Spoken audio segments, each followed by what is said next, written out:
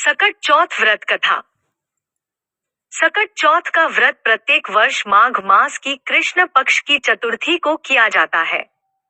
इस दिन भगवान गणेश की पूजा करने से संतान सुख समृद्धि और संकटों से मुक्ति मिलती है।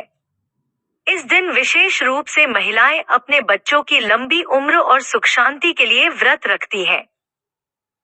सकट चौथ व्रत कथा। प्राचीन काल की बात है। एक नगर में एक कुम्हार रहता था। एक बार उसने मिट्टी के बर्तन बनाकर उन्हें पकाने के लिए आवा भट्ठी लगाया, लेकिन बर्तन ठीक से पके नहीं। परेशान होकर वह राजा के पास गया और अपनी समस्या बताई।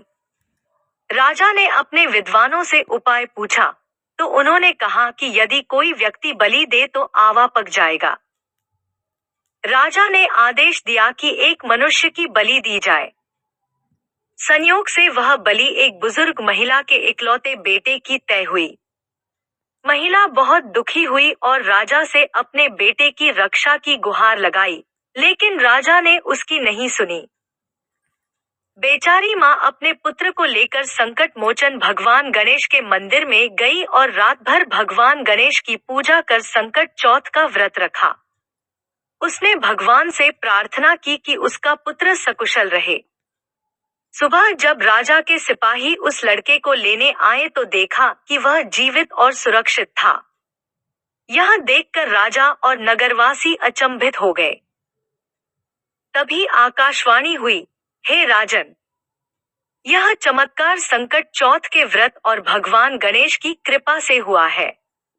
जो भी व्यक्ति श्रद्धा से यह व्रत करेगा, उसके सारे संकट दूर होंगे।